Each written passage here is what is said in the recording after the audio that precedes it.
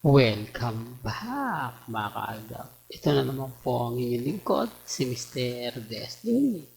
At magbibigay tayo ng pinakamainit na update po ngayon sa social media. Ito yung pagbubulgar ng Aldab Nation sa pelikula po ng Hello Love Again na kung saan kukonsider na naman nila itong fake news at Mr. Paasa. Ito naman po yung lagi nilang sinasabi sa atin na kapag may mga nakikita tayo, nababasa tayo, nabubulgar natin, marami po silang reaksyon, marami po silang komento. Kasi kung titignan nyo, di po ba, napakabilis talaga. 85 million to 155 million, sobrang bilis. Hindi po ba, real talk mga kaaltab, hindi talaga o talagang mapapaisip naman po kayo na sobrang bilis naman. Dati 10 million, di po ba, 20 million, tapos saka lang siya magiging 50 million dahil sumapit ang araw ng linggo o weekend. Di po ba, kasi karamihan naman po talaga ng premiere hindi siya dumadaan ng Sabado o Linggo. Kaya kinabukasan pa o pagsabit pa ng Sabado at Linggo, doon nyo talaga makikita yung laki ng benta ng ticket. Pero dito, di po ba, isang araw lang, 85 million. Pangalawang araw 155 million. Paano pa po ang araw ng Linggo? Di po ba? Ito yung nakita ko sa isang post na talagang masasabi natin na kapanipaniwala, di po ba? Real talk, sabi nga po niya, na kung saan titignan nyo mga kaldab, kahit nga naman po talaga sabihin nila na 1 bilyon ang kinita sa isang araw ng movie, kakagatin, di po ba? Kasi namamanipula po talaga nila yan. Di po ba? Hindi naman po pwede nilang sabihin na ganito, ganyan. Maraming maniniwala. At kung ang BIR lang po ang pag-uusapan, syempre po pwede nilang sabihin yan para mag-hype ang pelikulang Pilipino dahil bagsak po talaga eh. Marami talagang producer ang nalugi nun. Kaya siguro isa po ito sa dahilan para mag-imbento po sila na hindi po talaga makakasuhan. Kasi wala naman pong kukontra. Di po ba?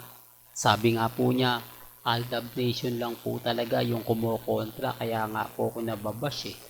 Di po ba? Laging napagagalitan ng mga taong ayaw silang basagin, puro magagandang balita lang gaya ng ibang mga website, mga ibang vlogger, sabayan mo pa ng mga ibang kumbaga nagsusulat sa article na puro pabor at puro magaganda. Sabi ko nga po sa inyo, hindi ko naman po pinopromote ang cartel. O ba? Yung sinasabi kasi ng iba, over na daw ako. Parang kung pinopromote ko yung cartel, hindi po ako mumurahin. Hindi po ako ibabas ng husdo. Hindi po tayo, kumbaga, sasabihan ng masasakit at maanghang na salita. Nababasa nyo naman po yun, di po ba? Kaya paano ko ipopromote yung mga bagay na ganyan? Binabagsak ko nga po sila eh. Kumbaga, sinasabi ko nga sakat din, tapos na yung araw nyo ngayon. Dahil eto nang ngayon ang panahon ng GMA o ng management. Kung sila nagpaingay, ang GMA network naman po ang maglalabas ng kung gaano nga po ba kalaki ang kinita ng Imagine o ng Hello Love Again. Pero bago natin ituloy etong magandang update na to, kung bago ka lang sa channel na to at isa kang true-blooded Aldab Nation na nagmamahal kila Mengay at Tisoy, tama po ang channel na pinuntahan mo, kaya consider na po kitang bagong subscriber. At huwag mong kalimutang i-share ang mga video po natin sa mga mami, sa mga titas, at sa mga senyor. Remind ko lang po, baka sabihin nyo, hahabulin nyo ng BIR, Mr. Destiny, kasi napakalaki. Iaawas po yan sa mga nagastos po sa pelikula.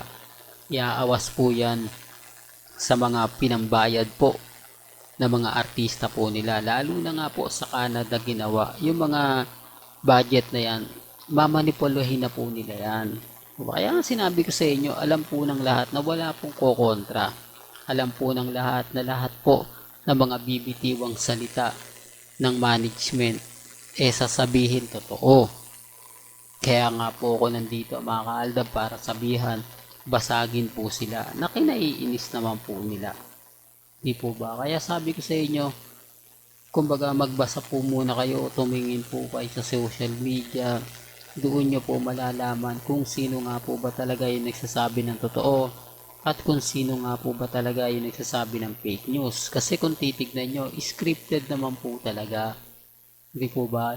Yung mga nangyayari na magaganap at na-conscious po ako dito sa sinabi niyang gagawa ng history ang Hello Love Again. Hindi po imposible yan. Totoong magaganap yan at totoong mangyayari. Kasi pabor po ito sa management. Pabor po ito sa GMA Network at sa ABS-CBN. Kaya lang sa House of Us, hindi siya medyo maganda. Hindi po ba? O baka may magkomento dyan na ganito ganyan. Pabor pa rin po sa ABS-CBN kasi nandyan si Catherine Tapos si Alden, hindi naman lingid sa inyong kaalaman na sikat talaga si Alden Richards. Kaya kahit may dikit siya kay Catherine, kahit mag-worldwide na, gumawa ng bagong history sa Pilipinas o sa buong sinihan dito po sa Pilipinas o pelikulang Pilipino, okay lang. Kasi hindi naman ordinaryong artista yung nakasama ni Alden. Di po ba? Catherine Bernardo yan. Yun yung pinupunto natin. Yun yung sinasabi ko na hindi po nila naiintindihan o hindi po nila nauunawaan. Kaya yung mga nagsasabi po na puro lang tayo fake news, wala naman pong problema yan. O ba? Kasi kung titignan nyo po, tama naman po yung mga nababasa natin, tama naman po yung mga nakikita natin. Kasi wala naman po talagang totaling kontra. Bukod po sa fandom ng Aldab, kaya nga po affected sila at ramdam mo yung pagkaka-affected nila. Ramdam mo yung pagkatalo po nila na hindi nila tayo magawang questionin, hindi nila tayo magawang batikusin dahil sila nga po muna. Hindi po ba? Real talk mga kaaldab. Kaya kita nyo, lahat po ng mga ina-update ko, binabasag ako. Lahat po ng mga pinapaliwanag ko na andyan po sila para bantayan po ako. Well, hanggang dito na lang po ang ating latest updates. Kaya kung gusto nyo pa po ng pinaka-latest at sariwang update, abay tumutok lang po kayo dito sa channel ni Mr. Destiny para updated po kayo sa mga latest at sa mga bagong video po na ilalabas po natin. Hanggang sa muli, salamat po sa panonood at pakikinig.